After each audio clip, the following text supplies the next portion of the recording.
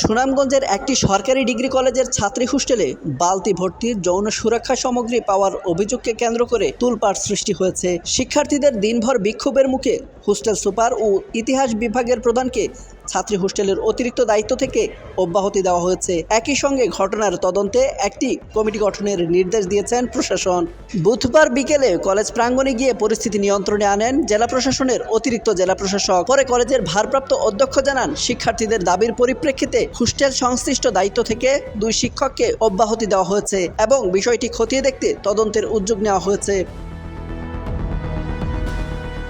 প্রত্যক্ষদর্শী ও শিক্ষার্থীদের দাবি, ত্রয়োদশ জাতীয় সংসদ নির্বাচনের সময় দায়িত্ব পালনের অংশ হিসেবে আইনশৃঙ্খলা রক্ষাকারী বাহিনীর একটি দল অস্থায়ীভাবে কলেজের ছাত্রী হোস্টেল ভবনে অবস্থান নেয়। সে সময় হোস্টেল ফাঁকা ছিল বলে জানা যায়। নির্বাচন পরবর্তী সময়ে ভবন পরিষ্কার পরিচ্ছন্নতার কাজ করতে গিয়ে বাথরুমে একটি বালতি ভর্তি কন্ডোমের প্যাকেট দেখতে পান, এমন অভিযোগ ওঠে। মঙ্গলবার রাতে কয়েকজন বর্তমান ও প্রাক্তন শিক্ষার্থী সামাজিক যোগাযোগ মাধ্যম ফেসবুকে এই নিয়ে পোস্ট দেন। সেখানে হোস্টেলে অনৈতিক কার্যক্রম চলার ইঙ্গিত দেওয়া হয়। বিষয়টি দ্রুত ছড়িয়ে পড়লে বুধবার সকাল থেকে উত্তেজনা তৈরি হয়।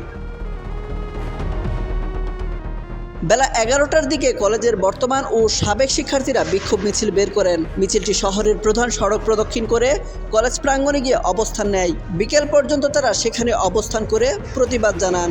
বিক্ষোভকারীদের দাবি, ছাত্রী হোস্টেলের দেখভালের দায়িত্বপ্রাপ্তদের অবিলম্বে অপসারণ, ঘটনার নিরপেক্ষ তদন্ত এবং দায়ীদের বিরুদ্ধে ব্যবস্থা নিতে হবে।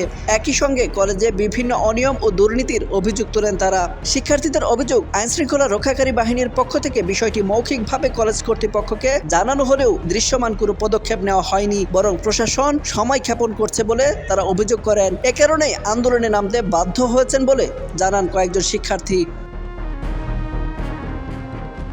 কলেজের ভারপ্রাপ্ত অধ্যক্ষ বলেন, ঘটনাটি অনাকাঙ্ক্ষিত, বিষয়টি গুরুত্ব সহকারে দেখা হচ্ছে। তদন্তের মাধ্যমে প্রকৃত ঘটনা উদ্ঘাটন করা হবে। জেলা প্রশাসনের পক্ষ থেকেও নিরপেক্ষ তদন্তের আশ্বাস দেওয়া হয়েছে। তবে এখনও আনুষ্ঠানিকভাবে নিশ্চিত করা হয়নি উদ্ধার হওয়া সামগ্রী ঠিক কখন, কিভাবে এবং কার মাধ্যমে সেখানে এসেছে। আইনশৃঙ্খলা রক্ষাকারী বাহিনীর পক্ষ থেকেও এ বিষয়ে কোনো লিখিত বক্তব্য পাওয়া যায়নি।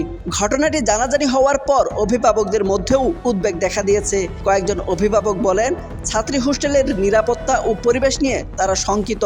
দ্রুত তদন্ত শেষ করে দায়ীদের চিহ্নিত ও ব্যবস্থা নেওয়ার দাবি জানান তারা। একটি অভিযোগকে ঘিরে শিক্ষা প্রতিষ্ঠানটিতে তৈরি হয়েছে অস্থিরতা। তদন্তের ফলাফলই নির্ধারণ করবে ঘটনাটির পেছনের প্রকৃত কারণ কী এবং কারা দায়ী।